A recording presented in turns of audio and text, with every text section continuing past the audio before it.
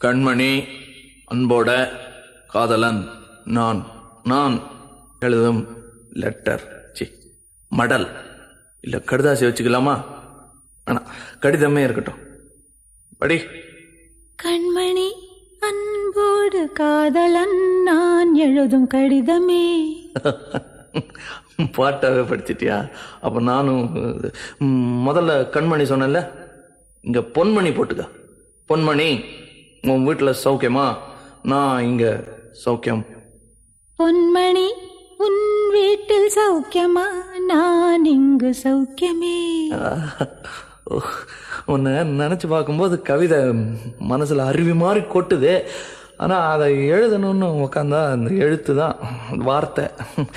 உன்னை எண்ணி பார்க்கையில் கவிதை கொட்டுது, அதான் அதை எழுத நினைக்கையில் வார்த்தை முட்டுது. அதேதான்.